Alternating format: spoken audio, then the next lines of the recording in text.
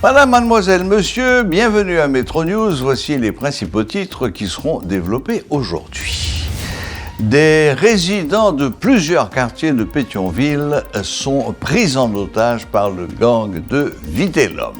Les habitants de Covette, Doko, Métivier, notamment, ont subi les assauts des bandits de Crasé-Barrière. Plusieurs personnes ont été tuées ou blessés lors de ces violences.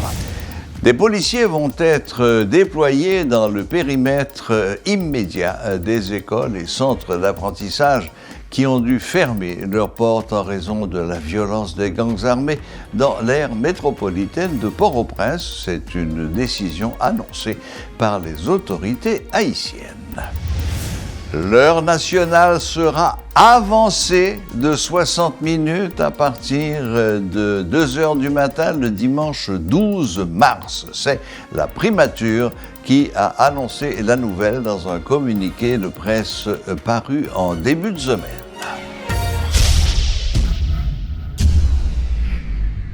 Abonnez-vous à notre chaîne YouTube Métropole Télé pour regarder toutes les rubriques de Métro News. Des résidents de plusieurs quartiers de Pétionville sont pris en otage par le gang de Vitellum. Les habitants de Covette, Doko, Métivier notamment, ont subi les assauts des bandits de Crasé-Barrière. Plusieurs personnes ont été tuées ou blessés lors de ces violences. Les bandits détruisent les portes et pénètrent dans les maisons pour en emporter les meubles. Ils ont mis à exécution leurs menaces. En effet, ils avaient exigé que les habitants quittent le quartier. Les bandits sont arrivés tout près de l'académie de police sur la route de Frères, rapportent les résidents. Le gang de Vitellum a réalisé de grandes extensions au nord et au sud au nord et au sud de sa base, ils ont conquis des territoires dans les quartiers de la Croix-des-Bouquets et de Pétionville. Le gang a atteint les quartiers de Forjac. L'offensive du gang a provoqué le déplacement de milliers de citoyens. Ces déplacés ont basculé dans la misère à cause des pertes matérielles et financières. Une rencontre s'est tenue ce jeudi après-midi au ministère de la Justice et de la Sécurité publique autour de la crise sécuritaire qui affecte les écoles et les mesures à adopter pour y faire face.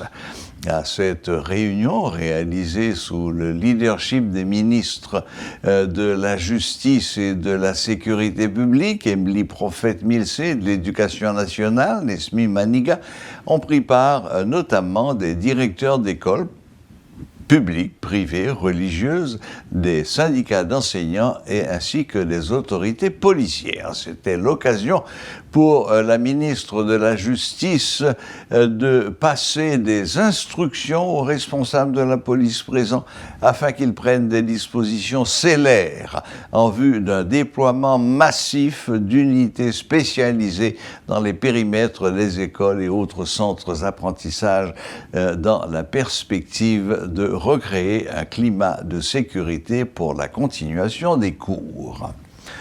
Il est inutile de continuer de quémander leur intervention au Canada après l'interview du chef d'état-major des forces armées de ce pays qui avoue son incapacité actuelle à mener des opérations hors de l'Europe de l'Est, juge Clarence Renoir.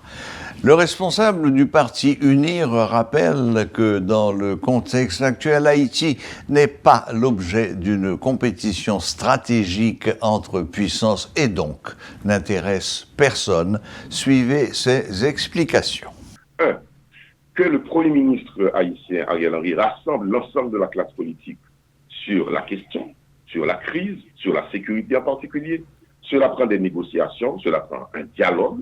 Mais il faut aussi sortir de l'accord du 21 décembre, même s'il y a un soutien international à cet accord, mais à l'intérieur, cet accord est inefficace, inefficient et non accepté par personne, même par ceux qui l'ont signé, qui s'inquiètent aujourd'hui de son non-application. La deuxième solution, Mais mon sens me dit qu'il faut réunir la police et l'armée sous une forme d'opération conjointe, une opération hybride, sous un commandement unifié pour partir à l'assaut des gangs. Il faut renforcer les capacités des forces régulières, trouver des équipements auprès des amis étrangers. Écoutez, les États-Unis nous donnent beaucoup déjà. Donc, il faut trouver une assistance technique maintenant, des experts auprès des amis d'Haïti, le Canada, les États-Unis, le Salvador aussi, ou la République dominicaine.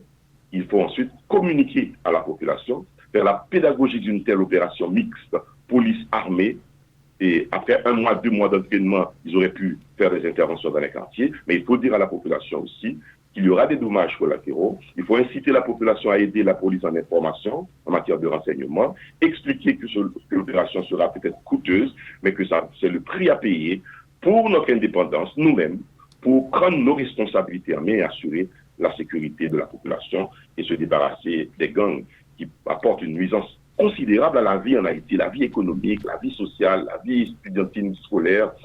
Il n'y a pas de vie et si on laisse ça comme ça. Autrement, continuer à quémander une intervention internationale qui ne viendra pas, nous paraissons un peu stupides à vouloir insister à le faire. Et voilà que hier encore, le général canadien nous a dit que ce n'était pas la priorité du Canada. Le Canada n'a pas cette capacité pour intervenir sur des théâtres d'opération et sur Haïti, qui représente une complication aussi, parce que la configuration des villes haïtiennes, dans les quartiers où les soldats doivent intervenir, qui sont des quartiers où il n'y a pas de véhicules qui puissent entrer dans ces quartiers, ça rendrait la tâche encore plus difficile pour des gens qui ne connaissent pas cette situation. Maintenant, une dernière chose, si vous permettez. Je crois que nous devons réfléchir, nous-mêmes haïtiens, à des solutions que nous pouvons trouver à nos problèmes nous-mêmes, au lieu de continuer toujours à demander de l'aide internationale comme ça.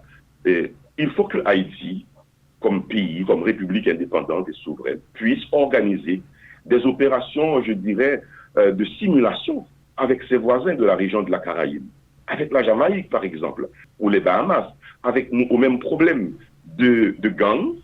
La coordinatrice du récent rapport de l'Office des Nations Unies contre la drogue et le crime, qui met en avant l'importance des États-Unis dans l'importation illégale d'armes de guerre en Haïti, met en lumière les réseaux qui permettent aux gangs de s'armer à l'étranger. En effet, Angela May fait valoir que, je cite, des individus peuvent acheter des armes à feu aux États-Unis, en particulier dans les États où la législation sur les armes à feu est la moins restrictive. Ils peuvent donc y acheter des armes à feu et les transporter en Haïti. En général, les cargaisons passent directement de la Floride vers Haïti, mais aussi de la Floride vers la République dominicaine d'abord et de là vers Haïti. Dès ce 12 mars, quand il indique 2 heures du matin dans une horloge, il sera en réalité 3 heures. Ce changement d'heure sera effectué suivant les dispositions des articles de l'arrêté présidentiel du 7 mars 2012 sur l'heure nationale. Alors maintenant, les avis divergent en ce qui concerne le changement d'heure qui sera mis en application ce dimanche 12 mars.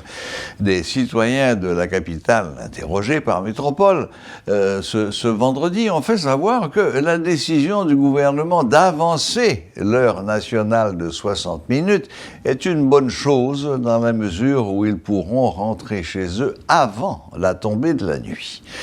Alors que d'autres pensent que les dirigeants devraient cesser cette pratique, puisque le pays a de sérieux problèmes qu'il faut résoudre, et notamment l'insécurité qui, selon eux, doit être un sujet prioritaire. Voilà, la boucle est bouclée. Merci de nous rester fidèles. Très bon week-end à toutes et à tous, et à la prochaine, même heure, même chaîne.